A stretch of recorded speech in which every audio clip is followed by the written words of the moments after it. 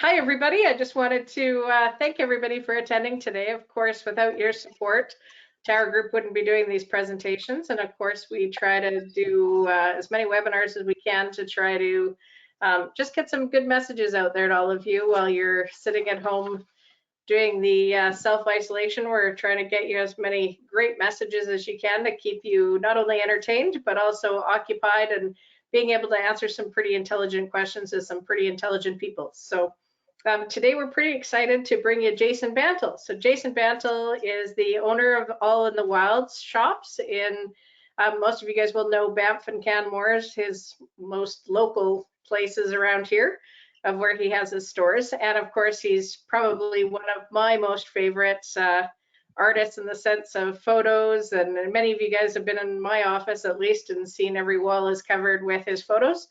So welcome, Jason, and thanks very much for coming. Thank you, Pam, and thank you to the Tower Group, Kelly, and everyone. I really appreciate the opportunity to be here and join you. Awesome. So we're going to show you a video that Jason just put together. He's got a series of them right now, really for Earth Day. Really, at the end of the day is really what these videos are for.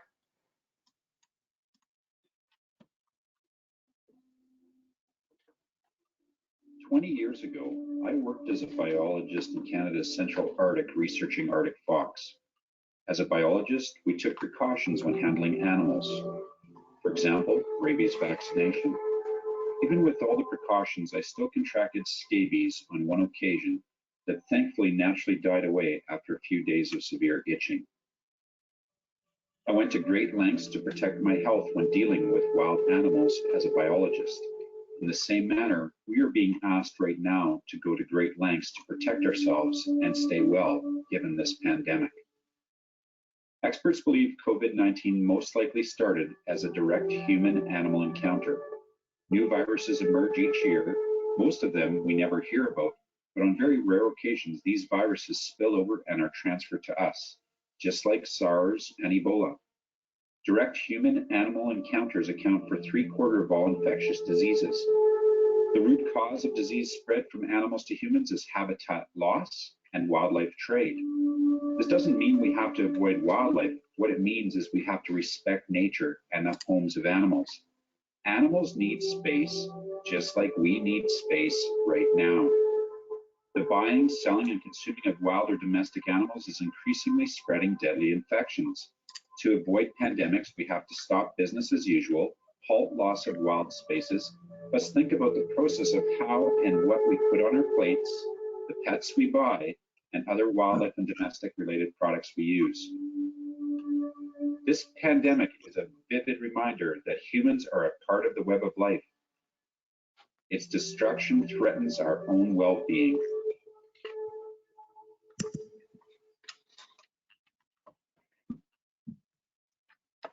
So Jason, being a biologist and an international award-winning photographer, you know, we've always respected you from just the sense that you have a pure passion for animals and you have a really unique voice in regards to nature, in regards to kind of how you feel about what's happening with nature and what's happening with animals that you obviously photograph every day.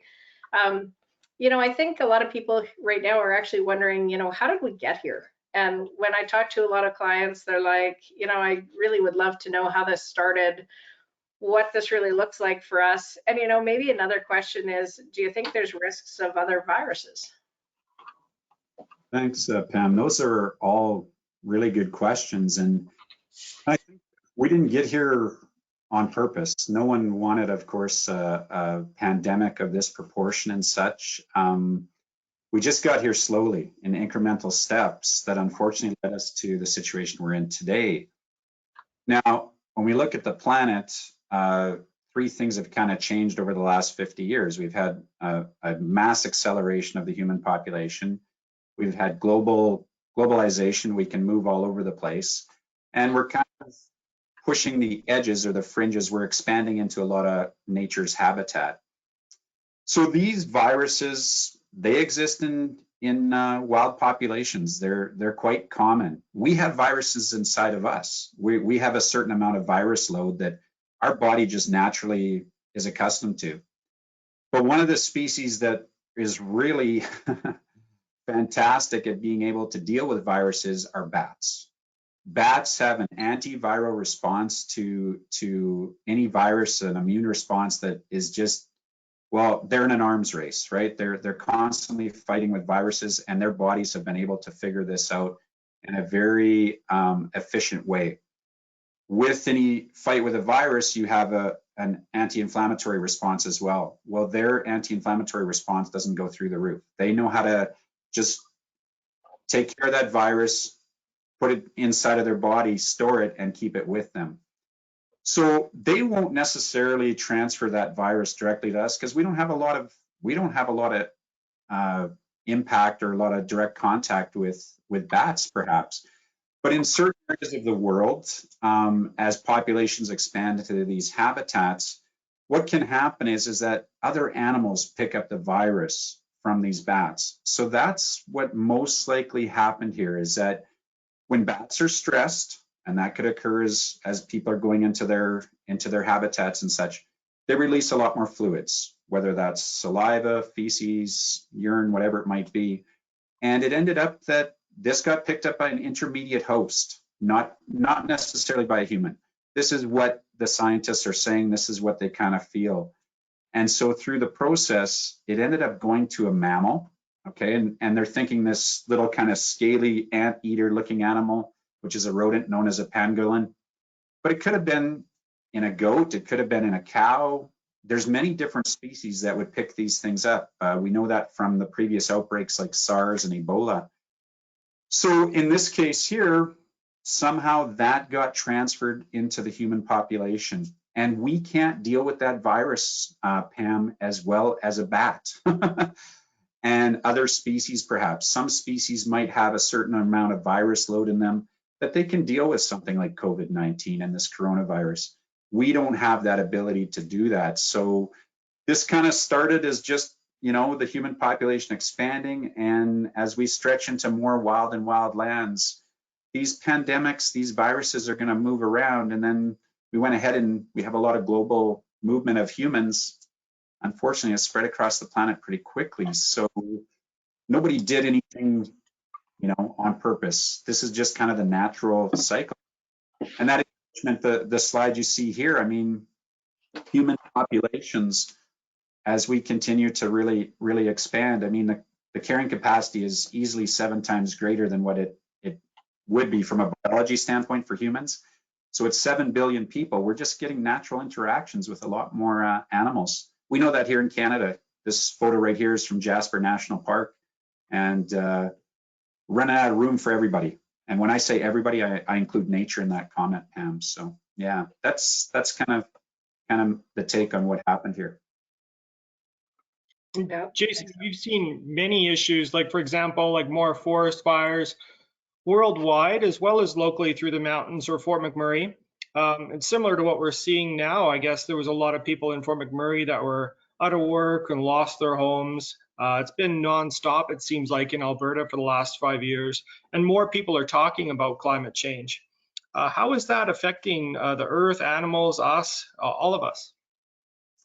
That's a great question, because climate change, Kelly, is tied right into this whole situation. In terms of as we expand into these areas, as the temperature of the globe warms up and such, it just kind of makes, I don't know how to say it, natural laboratories for these things to come up. And climate change plays a role in that, in terms of as we're displacing more people because of oceans rising, temperatures going up, things like that. People have to move into other areas as we kind of move towards more securement of food procurement, right? We end up kind of taking away forests and such. So you're talking about, Fort McMurray, things like that. Unfortunately, these events are happening a little more and more because of the climate warming up. And we can use the example of the mountain pine beetle. I think everybody kind of knows this in Alberta. And that pine beetle kind of started in BC, and it's moved its way further and further to the west. And as that pine beetle has moved, it's only been able to move, Kelly, because of warmer temperatures. It wouldn't exist. If we have a minus 40 Celsius period, do you remember that, Kelly, when you were a kid? Minus 40, how long would it last typically? 3 weeks, 5 weeks? That's exactly it, Kelly.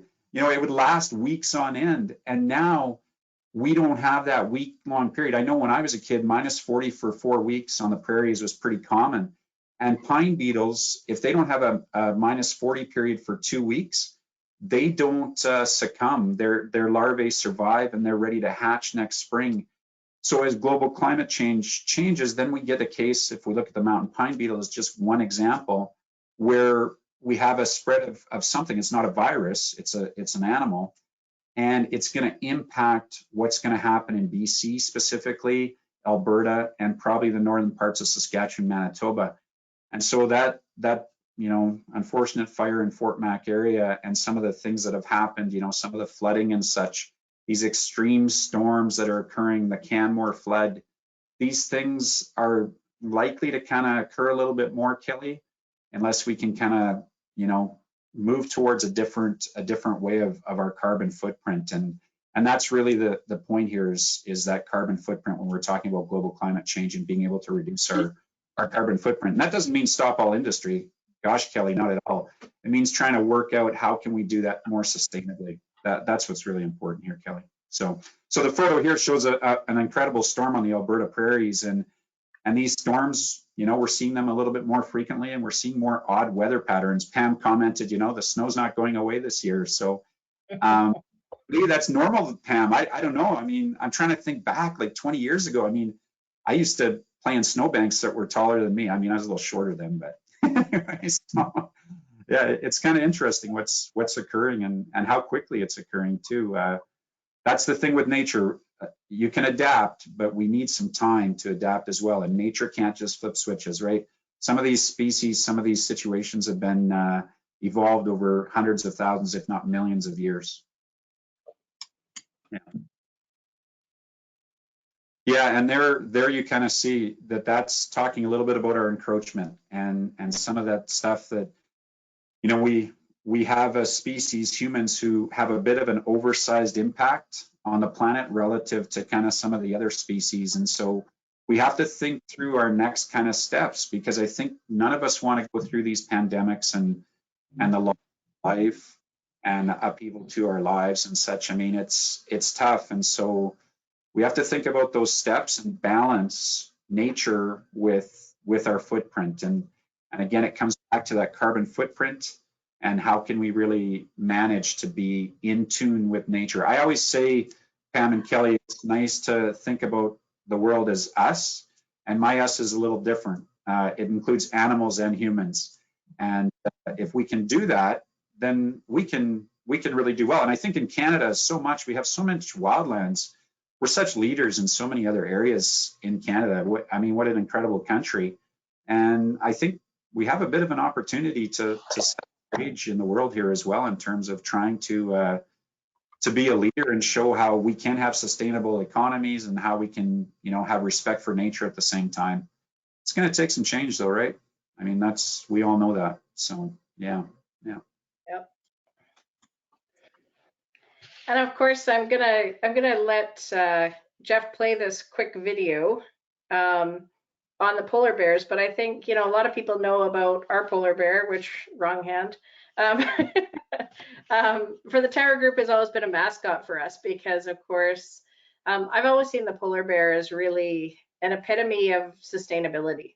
So whether it's weather, nature, and I think we still see the same way as, you know, as nature changes, as weather changes, the sustainability of polar bears gets threatened really easily. And I think, you know, we've always seen the polar bear as well as sustainability, not only for our clients for a financial aspect. We've tried to kind of show people obviously how to have a secure future, but also prepare for that expected. I think our clients hear about that on a daily basis. So, you know, we're pretty thankful that almost all of our clients, you know, are prepared for this, at least for a short period of time. With a lot of our business owners, this lasts till August, September. That's going to be a completely different scenario. But, you know, I think a lot of our clients are really prepared. And I think that's something that's important and kind of tells a story a little bit about the polar bears and what they do. And I know you love polar bears as much as we do. And Yes. Pam, I would add a thought that we also view the economy as like an ecosystem where everything is truly interconnected.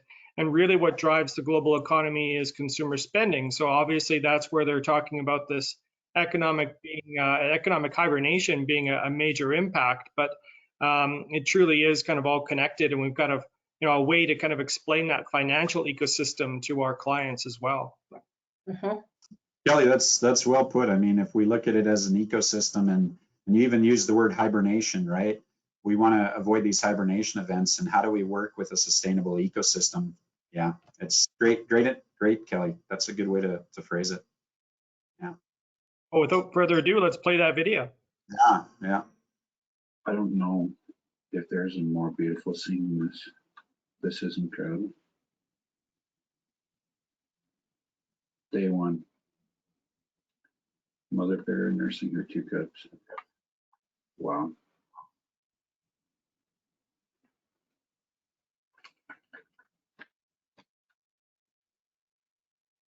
So Jason, I thought I could let you talk about some of the emotional moments you've had up in the Arctic, maybe some fun moments, things that you value, things that you've learned, and just really about your whole polar bear Arctic experience. Yeah, this video is such an emotional video. It really shows the maternal instinct of this species and the mother's protection of her cubs. It's no different than human children and such. It's incredible to see on the ice this carnivore that's a dominant carnivore and can be quite lethal when hunting its prey and could be lethal towards someone like myself, but have such gentle compassion for their young. And your comment about sustainability and the tower group and such, I mean, it really speaks to polar bears as well on the ice and what they're trying to accomplish. Without that platform of ice, they won't be sustainable. They won't be able to survive. They hunt seals. That's their diet staple. 98% of their diet is seal, but they need the platform of ice to hunt their seal. They can't outswim seals. They have to be able to hunt them from the ice. Now they go through hibernation as well, Kelly, in terms of at certain times of the year, we know that grizzly bears hibernate in winter. These guys actually hibernate in summer. So they go through a period of fasting. They don't eat anything. Their body loses about 1 pound or 2 of weight and such. And so that's how they sustain really tough times, i.e. when the temperature warms up in the summer for them, because they're better adapted at being warm than cold. So you think of it, on a -30 day, a polar bear feels really comfortable. How do we feel? Absolutely not happy, right? Even though you're dressed warm. We have to think exact opposite. On a +30 day, when we're really enjoying it out in the mountains, they're struggling. They would struggle. It's complete opposite metabolism. At -30, their metabolism doesn't even change. At +30, their metabolism would be doing what our metabolism does at -30, just really trying to work hard to stay cool. So some of the moments out there, Pam, to get back to your question specifically, you can't, this big white furry bear that Coca-Cola made out to be friendly and such, it's awesome on the days when they're friendly and when they're really, in these types of situations like this mother bear with their cubs. The cubs are completely little comics. They're little rock stars. They love to play.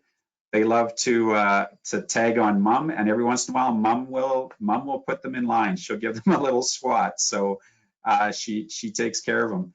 When you get mums with individual cubs, that can be very different. I find that those mums can be very, they switch over from maternal and also as the play partner of the little cubs. So they will engage in play. They know that the play behavior is important to the development of the cubs' little muscles, their abilities and such. So that's really quite neat to see. And then these little cubs, surprisingly, they'll actually help mom hunt. I've never seen it myself, but my Inuit guide, David, has. And mom will put them by seal breathing holes, because the seals have multiple holes where they come up to catch air from underneath the ice. And she'll actually put them beside those breathing holes, and then she'll go sit at another breathing hole and be very quiet and wait. The little cubs will get active and they'll want to play. And lo and behold, that seal will think that there's nothing over at mom's breathing hole, and that seal will come up in that area to capture a seal. So they indirectly help mom to help the whole entire family. So when it comes to bigger bears, male bears, things like that, you're dealing with a different situation, and we're very cautious, especially with the teenage bears. The teenage bears, I think we'll talk about that in a bit with Kelly, but yeah, you can't imagine some of the things that I've seen, and my videos show this. But I'm very privileged to go to the Arctic each year. I know a lot of people don't have that good fortune to experience what's up there. So I think this video is important, though. I can't do it alone. There's a very important group of people that live up in the Arctic. And let's show this video, and I'll talk a little bit about them. Water all there? So don't step there. Where can I step? How about here? From here, you can step to this. Oh, yeah. Okay. Here we go. Not into the ocean. Woo! That's kind of fun. If you don't, walrus, they're going to get at you. They're waiting under. So what David says at the end there is he says, if you go through the ice, walrus are going to get you. Well, there's no walrus waiting for me underneath there, thank goodness. What you see there is that David has already crossed that ice, and I can't be in the Arctic without someone with a lot of knowledge. And Inuit people have lived there for over 10,000 years, and they really know the land.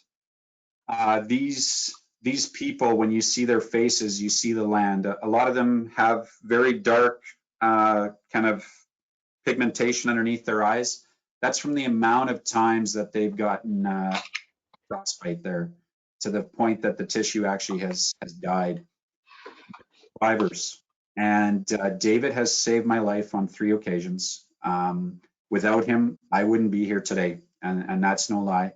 At one point, he put himself between me and the bear, and he stood up and he stood at the bear with his hands in the arms, and he actually roared at the bear, and the bear stopped at 6 feet. And it was a harrowing moment. It really made me come to realize how lucky I was to be with David. This man, when he was 14 years old, he was out on the ice with his father, and he's a hunter. You know, he does hunt to survive and feed his family. And he was out hunting along the ice floe edge seals with his father on dog team, and he was on one dog team and his father was on another one.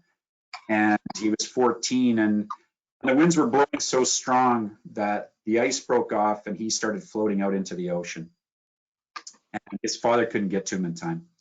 So David floated away with his dog team. And for 2 days, at 14 years of age, you have to remember, in the Arctic, in the middle of winter, it's primarily dark. There'd only be a few hours of light. He was out on this ice floe with his dog team. Events changed and the winds changed and blew him back into shore, and his father found him an hour later.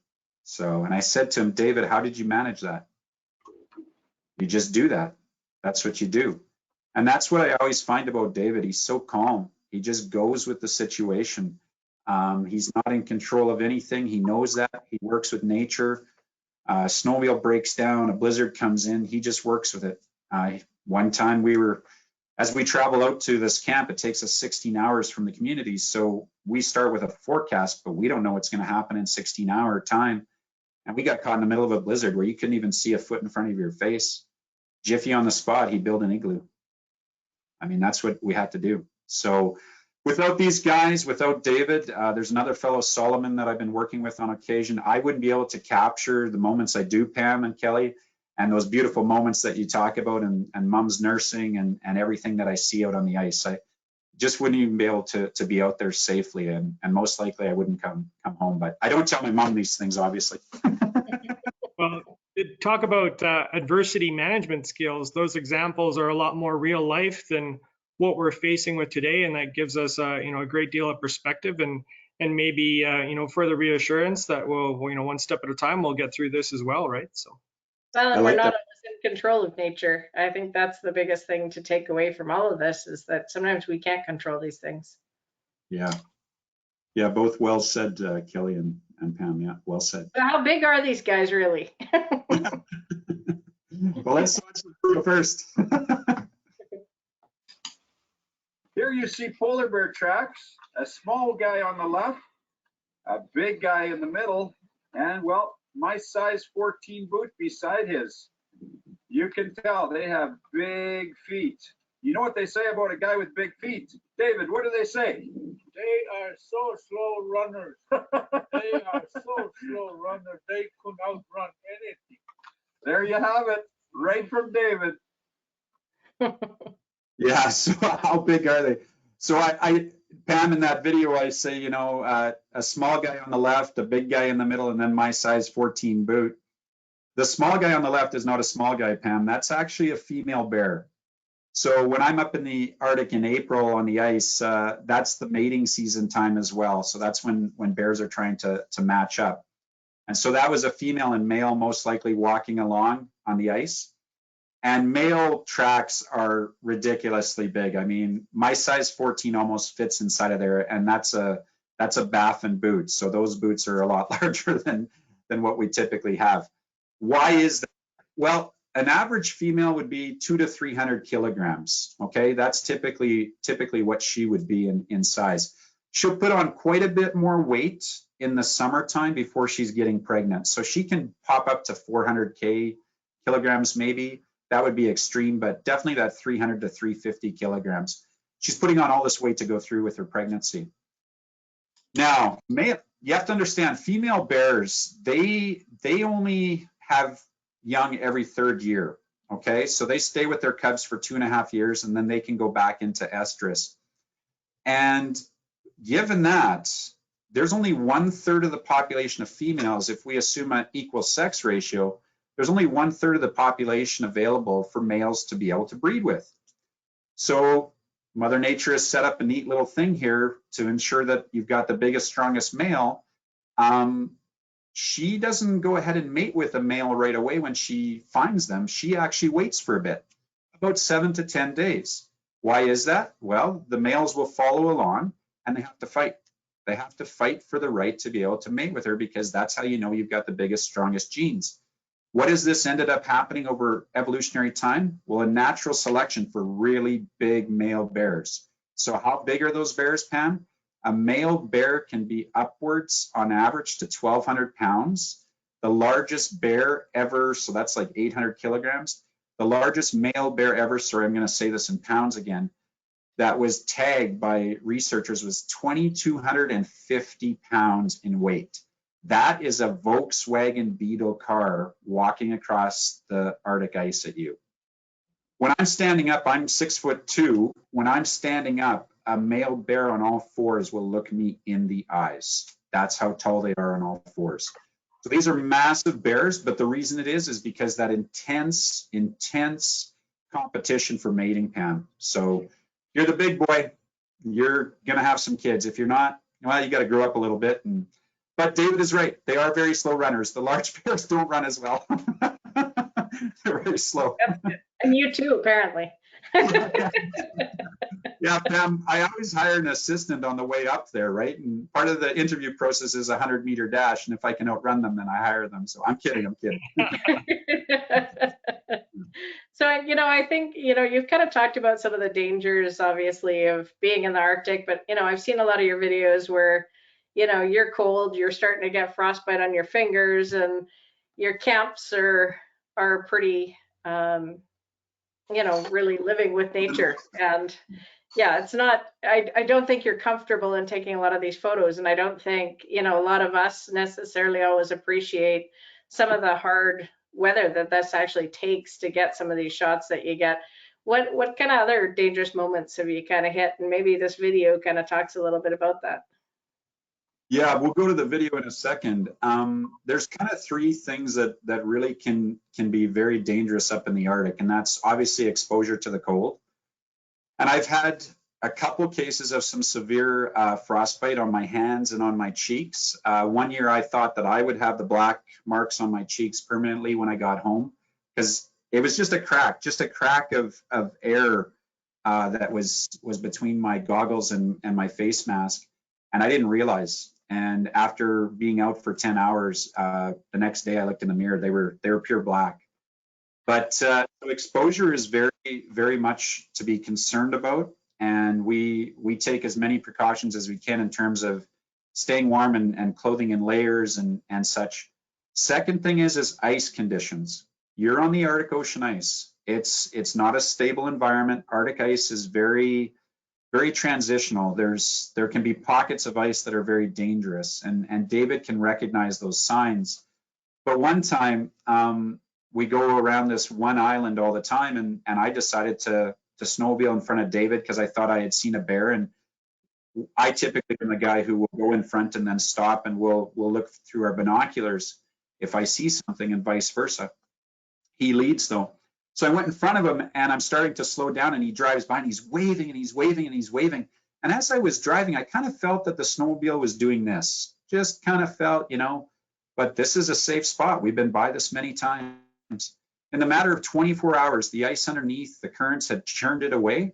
If I had stopped, my snowmobile would have went right through the Arctic Ocean ice. There was only a centimeter of ice. I looked back as I was driving, and I could see water coming up from my snowmobile track. So that's the second thing. And then the third thing, of course, is these guys. And let's roll this video here, please. Yeah. Yes, this bear right here. No question about it. He's coming to check out what we're all about, and if we're potentially lunch. Makes the guy nervous, but you hope your snowmobile's going to start.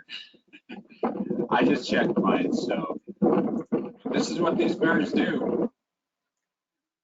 So it may seem a little bit kind of crazy to the two of you and to some of the people who have joined this, but one of the ways, the techniques that we'll actually photograph bears is we'll actually leave the bears come to us. And a lot of times they'll be upwind from us. So they're very curious, and they're constantly hunting. Food is something that they really require a lot of to run those big energies and that big body. And so in this case here, we're actually sitting, this bear doesn't have our wind, and it's walking toward us, and it starts licking. It's licking the outside of its mouth and its jaw. And what that's doing is it's tasting the air. So it has the ability to smell really well, but then it starts to engage its other senses. And so it's going into predatory mode when you see that. So when you're looking through your camera and you have a bear start licking, you know that they're getting nervous. And so you start your snowmobile, you make sure everything's fine. And then David has the rule of, Jason, we have to go. But sometimes what happens is these bears, and not sometimes, about 90% of the time, these bears will actually get to a point where they kind of go, oh, this isn't a seal. Not sure what this is now. And then they get very curious, and they'll circle us downwind, and then they'll go, oh, humans, no, not interested. And then we can actually go ahead and enjoy the bears and work and basically be with them. They might go back to natural hunting. Some of the bears, for sure, they run away. They're not okay with humans being around, but this isn't an area where there's very few humans that go to this spot. Some of these bears may have never even seen a human.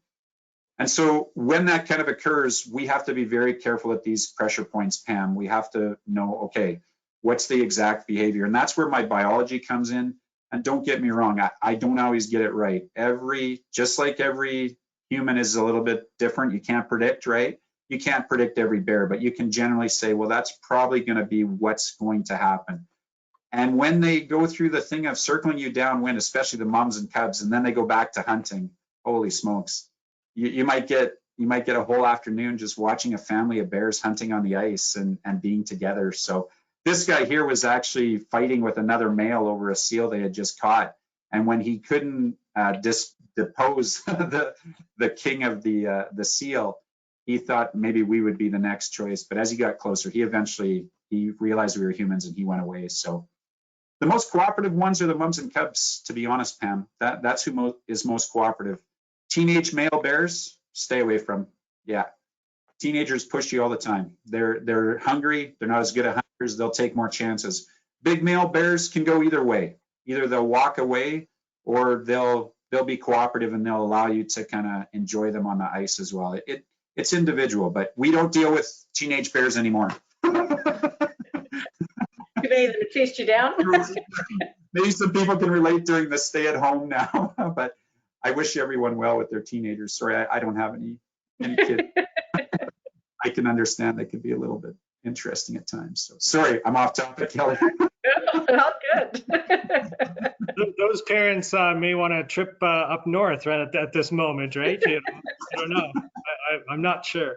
So, you know, I think they often say that the greatest opportunities come during a time of turmoil, always looking for opportunities. Maybe there's some things that we can learn through this stay-at-home pandemic time.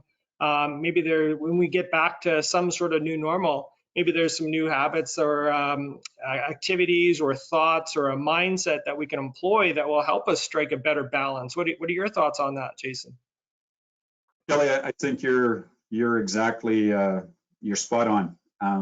I think that this is an opportunity, many different ways, right? And I think what we do from here forward is quite important, and I hope that all of us will take the time. It's a pressure time for a lot of people, but I hope that we can carve out some time to really think about how we're going to move forward individually. Because I think you brought it up earlier, Kelly, that the choices we make are really what determines how things play out. Our choices are really our voice, our consumerism, anything like that. And recycling, you know, reusing are great, but when it comes down to it, it's really about reducing our footprint. That's really what it is. And we might be given a gift here through this pandemic, as hard as that is to say. I you know, again, I'm very sensitive to the fact that we're losing people's lives here, but you know, so it might be Mother Nature reaching out and saying, you know, guys, here's a little bit of a thing to kind of show you what could happen if we keep going down this road. Because the train on the right kind of says a lot. We can't just, we're very quick. Humans are amazing adaptability species. That's why we've done so well, right, in terms of biology. But what we have to understand is that not all species can do that. And so some processes that happen, whether it be in the natural world or even in our own lives, we can't stop. It's like a train. It takes a while to stop it and be able to back it up or move course. And so right now we have an opportunity, Kelly, to make some changes before the train gets a little bit full of more cars behind it and it gets even heavier in weight as it comes toward us. So I encourage everyone to think about, you know, their choices. It's everything. It's at the gas station. I brought this up with Pam. It's with our investments as well, right? I mean, you know, anything that we kind of do influences the outcome of the next thing. So our choices are really our voices, is a common thing I say. And I have to look internally. Listen, I travel to go get these photos. There's obviously a footprint that happens with my air travel, with everything that goes on. So, and I probably do 6 to 8 excursions a year, and maybe I have to cut it back to half of that, you know. And then too, even with my artwork, you know, I know that it's not a necessity, but art also is important in our lives. It gives us culture, it gives us meaning, and it's amazing winning this international award last year in London, the power of images and how that's changed the planet. Back in the 80s, we had less than 200 mountain gorillas in the world. In the 80s, National Geographic put a photo of the mountain gorillas on the front cover of their magazine, and gorilla numbers are over 1,200 now. They were slated to be extinct, but people started talking about it because of powerful images. And those images elicit an emotion in us, and they bring a lot to our lives. So that's why I do my work. And you know, I'm going to do a lot of thinking on this, Kelly. I don't know if you are as well, but I'm definitely going to be doing some thinking as to things that I can do. There's definitely some things that are needs. We all have needs. As Jane Goodall would say, we've got to question our wants. And what are those wants, and can we tweak those a little bit? So maybe I have to do 3 trips a year as opposed to 6. Things like that. You know, little changes that can make a big impact, for sure, for sure. So, yeah. I agree. You know, I don't want to preach. I don't have all the answers. So, yeah. Yeah. And so, you know, we kind of got the special privilege here of getting Jason's unveiling of his limited edition. Of course, as I've said before, you guys, if you've seen in my office, I have all of Jason's limited edition conservation photos that he releases each year. So we want to reveal that to all of our clients today that attended and all the ones that will listen to it afterwards. We're actually not going to do the replay on this until Earth Day, till the reveal of Earth Day and him revealing this presentation as well. Just so everyone knows, sorry, Pam, this has not been released to anybody else. So You are the first group of people to see it. Pam twisted my arm. No, she didn't. I love the Tower Group. Well, you guys are such great supporters of the Land Fund and of my work, and I just really appreciate that, both Kelly and Pam. Thank you so much, you guys. I know that you really care about polar bears and about nature in general. So thank you. Yeah. Justin, thank you for doing such beautiful pictures. So drum roll here, we'll release the picture. Always by my side. That's the title of my Earth Day print. Always by my side. This was one of those special moments where we saw a mother bear in the distance. We didn't know for sure it was a mother. You don't always know because they're so far away. But we saw a little white speck dancing beside her. We watched her for a couple hours, and eventually she sat down in some rough ice, as we call it. So ice where they can kind of sleep and be protected. And we slowly moved toward her. And she was playing with her cub. She was one of these mothers that was playful with her cub, and obviously protective as well. We had 4 hours with this mother on the ice, enjoying her from about a distance of 100 meters. We moved in a little bit closer. Eventually, I think I was 80 meters away to get this shot. And as evening came and the light started getting low, everybody calmed down. You could just feel the calm over the entire ice, the entire ecosystem, you know, and the cub nuzzled in with mom. And we left her right where you see her right there that night. And just driving back to camp, I was just in a solace place, just really calm. It was a very calming shot. So always by your side. And what we're doing for Earth Day, Kelly and Pam, is anyone who wants to collect this piece, we're actually including, whether they get a small piece or a large piece, we're including another print of the exact same one, of a matted 5x7 of it, to give to somebody that they feel is doing something incredible.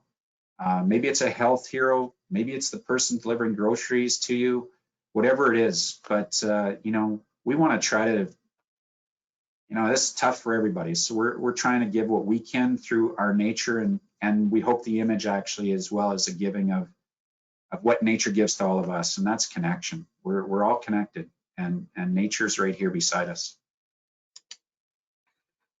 Awesome. So I know after one of our last sessions that we had Jason Bantle come, and he had some dog issues, so we kind of did the videos ourselves. And I know we had a silent auction for many of you that were there, and all the silent auction actually went to his land fund, which I'll let him talk about after this. But if you want to order this picture, this is the details. And of course, you know, especially right now, the biggest thing that I want to say to all of our clients and friends and everybody on the web that'll see this is, you know, it's going to be so important to support local businesses, and we're going to continue to try to do that with a lot of our clients and businesses that we have with us, and get them on webinars and things like that to promote their businesses over the next little while as well, because I think it's so important more than ever to support the local businesses, because of course people still have to pay their leases and deal with all of this at the same time. So they definitely could use the business, and I know, Jason, you could use the business, and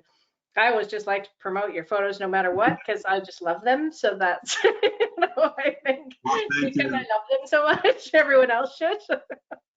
Thank you, Pam and Kelly. You know, you guys, yeah, with me losing my pup there and stuff, I appreciated everything you did to keep that going, and the donation you provided to our land fund through that as well, and just all the support I've gotten from both of you and the Tower Group. I really, you have a great community spirit, you two. It's amazing. So keep doing what you're doing. Good job. You guys are good group of people. So thank you. I don't think we could do it without our clients. I know after that session, all of our clients started, we had a daughter and her father even trying to outbid each other on that silent auction, and then some other clients couldn't keep up anymore. So they were like, I need to go to a store. And then we got texts the next day. We must have gotten 10 texts the next day from clients who bought the pictures that we had in the silent auctions because they wanted to get them so badly. So we were pretty proud that all of our clients would, you know, drove out there, especially just to get the pictures. So, Yeah. you know, I think everybody's emotionally connected to your pictures from our client base for sure. Oh, absolutely.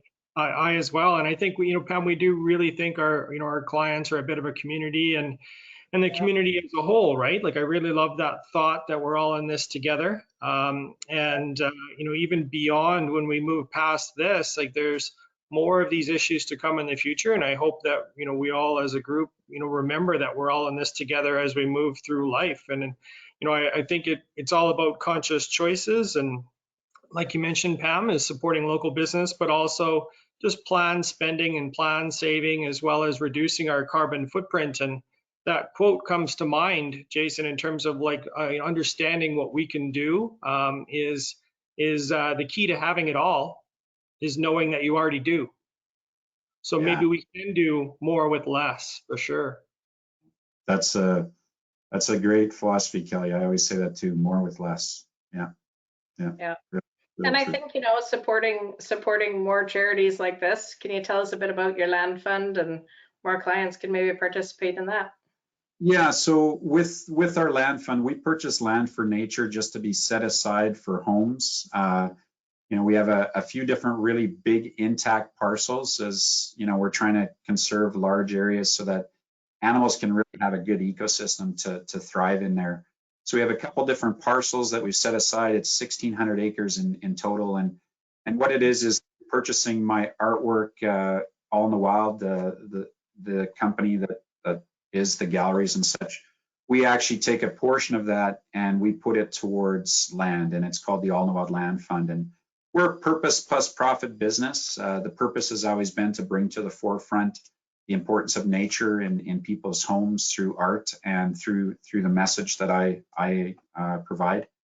And so back in 2010, we started the Land Fund, and it's been very successful. Supportive groups like yourself, and then of course anybody who supports my art is a part of it. So it's a big family. It's been supported for over 10 years now. So, well, I guess we're going on 10 years. So that's great. Yeah. So thank you. Yeah. Thanks a lot, Jason. This is Jeff from the Tower Group. So we are going to open it up for question and answer period. It's really easy to submit a question. You just go to the questions tab and then just type in what you ask, and then we'll just do some Q&A from there.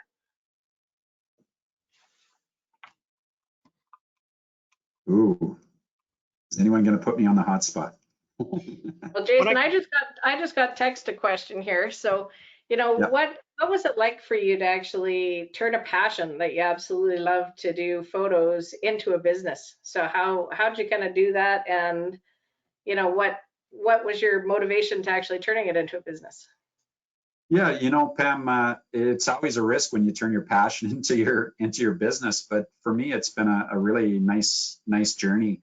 I trained as a biologist. I did a master's in biology, but the business just kind of came along, and I realized that I was impacting more people through my artwork than I was through science and things like that.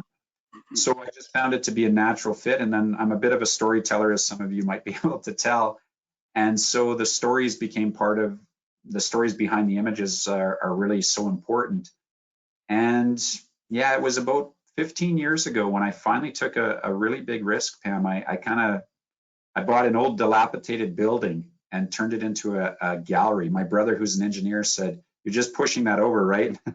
The first night I was in the building, I stayed there that evening, and a red fox walked through the middle of the building while I was sleeping in my sleeping bag on the floor. So it was a wild place, but I guess it had that energy. So anyway, and then I expanded slowly over time and built a nice company that employs 22 people and provides artwork throughout Canada. We're in Ontario, Alberta, Saskatchewan now, and we have collectors from throughout the world. So the big part though, Pam, I think with any business, I think we all know this, that it's about people who join in with what and believe in what you're doing and support it. And so I've really had support from square one on. And I got a little bit lucky with some decisions as well, Pam. That's always nice too. Calculated decisions that work out. So yeah. Excellent. Yeah. Do we have other questions, Jeff? No, we don't have any questions yet. If anyone has any, just type it into the bar and we'll ask them. I'll finish with one final question is, I would just love to hear the story behind this image or this picture that's on the screen again. Yeah, this is a lucky break or repurposed ride, depending. It won an international award last fall in London, UK. Over 50,000 entries. It was one of the top 50 images. But this was a mother raccoon who was repurposing an old 1970s Pinto. So she was reusing it. And she had 5 little ones in the back seat, Kelly. I could hear them all playing, and this is shot right at dusk. So she would peek her little head out, check if it was safe. She didn't know I was there because I was in a blind. She would check if it was safe, and she'd go back in, check on her little one. She came and did that 3 different times. And finally, the 3rd time, she actually came right out of the car and she walked over the back of the vehicle and off to go hunting for her little ones. But before she left, she actually quieted down her little kits in the back seat. So it took 3 different years, 15 evenings in total till I finally got the shot. And that's a half a second exposure. It was right at dusk. And so she had to be absolutely still for it. So did you have a Pinto or anybody you know, Kelly, way back when? You're too young for a Pinto, come on. A friend had one, but I just love that image. It's just so amazing. Yeah, it's a pretty catchy shot, and neat that they picked it. I mean, it's funny, no one told her about the issues with the gas tank, eh? So. Well, if it were up to us, you would win every award. Yeah. Oh, thank you.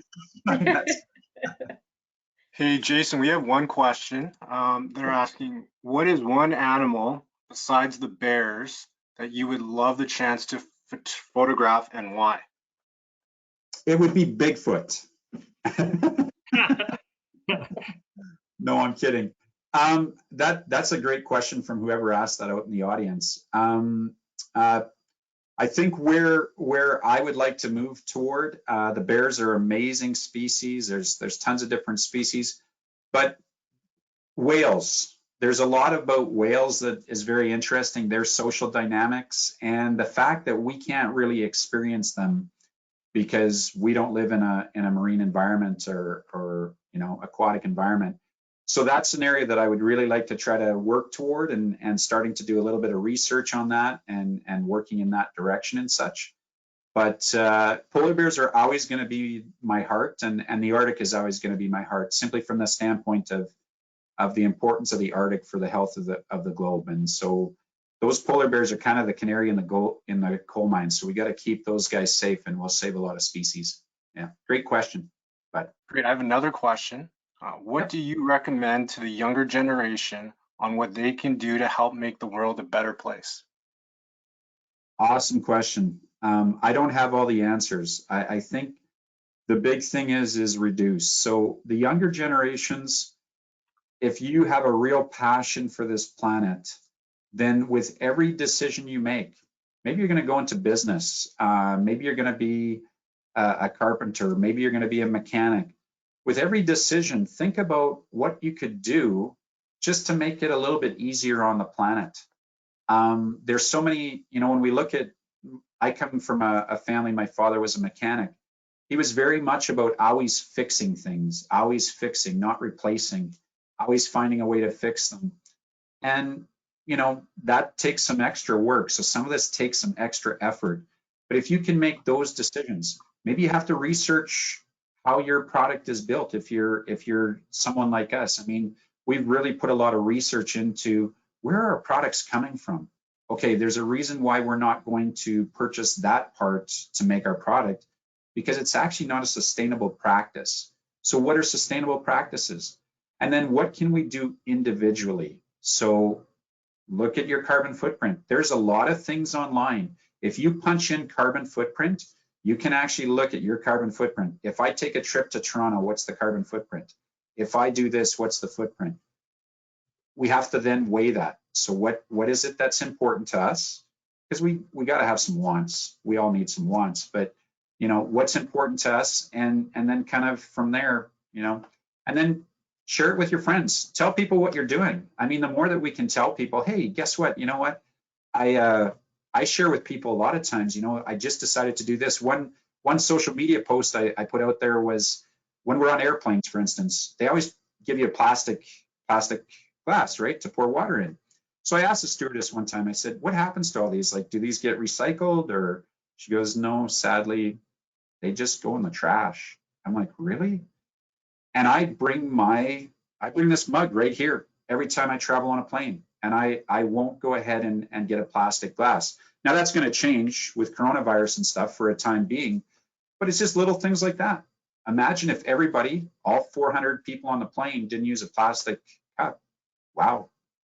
Start doing that across the world. So to the young viewer out there, optimistic, you guys got this, the future generation, you guys are going to be our leaders. And I really encourage you to lead by example, and our generation will continue to try to move towards that leadership as well. But keep pushing us, okay? Because we need you guys. Yeah, we need you to keep us going, because we want to leave a great planet for all of you for the future. Thanks, Jason. We've got a bunch more questions piling in right now. Next one is, what is one challenging photographic event that you have had? Wow. Challenging photographic event. That is a great question. I love that question. Wow. You know, the most challenging photography that I do, it's not going to be an event, whoever asked the question, thank you. It's actually the most challenging photography I do are wolves and cougars. I've only had 3 cougar experiences in my life. I work on wolves diligently every winter. They are a very shy species. They're very aware of their environment. They travel in packs. So if you have a pack of 10 animals, you don't have just one set of eyes looking at you. You've got 10 sets of eyes. And so they're the most complicated species to photograph if you're going to photograph wild wolves. A lot of wolf photography we see out there is actually wolves in captivity. And I like to capture everything out in the wild. So wolves are one of the most challenging species.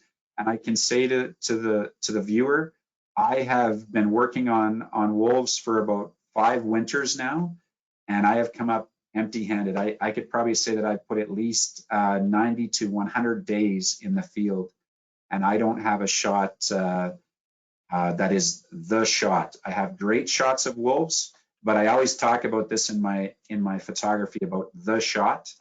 And something like Always by Your Side that I released for Earth Day is the shot, but I don't quite have the shot for wolves. And when I talk about the shot, a shot that really speaks to me and I feel is really going to resonate with a lot of people. So love that question. That's a tough answer though. Thanks, Jason. Gail's saying that she has a question here. She's saying, I have a book I use when I work as a literacy consultant that has polar bears as a theme. It's always well received by the young kids. Do you ever have time to go into schools to discuss your experiences? Gail, yes, that's a great question. By all means, reach out to us through the website. I have gone into schools on many occasions, and I'm always willing to be part of the community and to share my passion for nature, especially with young people and all people, but especially with kids. They light up a room and they all love nature. So by all means, Gail, I have a children's book called Mom, What Can Be Done? It's about Arctic animals in general, and it speaks about different aspects of the Arctic and things that are being experienced in the Arctic. And that could be a segue into what you're trying to accomplish as well. So Gail, get in touch with me if you'd like. We can try to schedule that in for sure, okay? Thanks, Jason.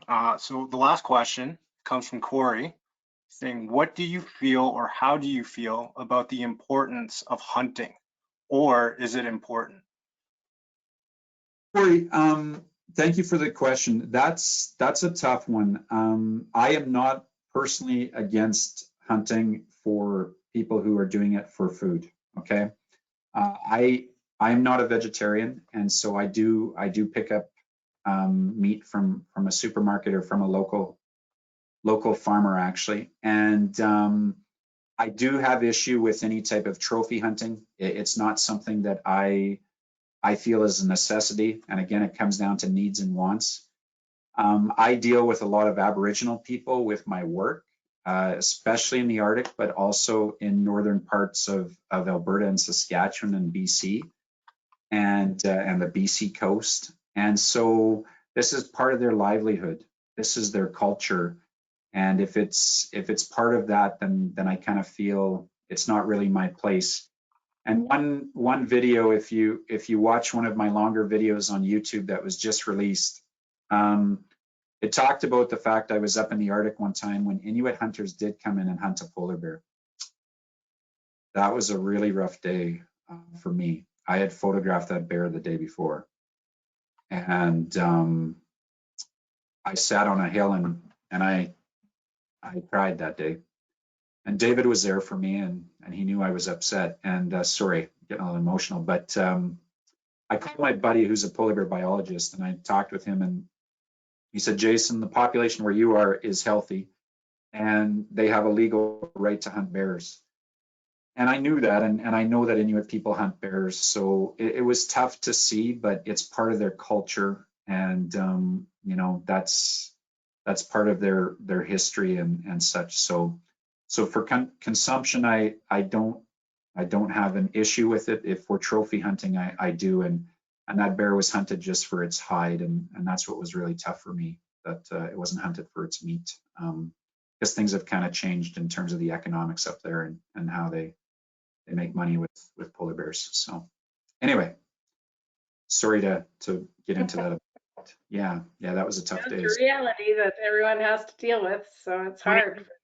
That segue to, you know, there are some tough things in life for all of us to deal with, and tough decisions, and life isn't always easy, but if we embrace the beauty and you know, if we're all in it together, then we can help all of us get through it together.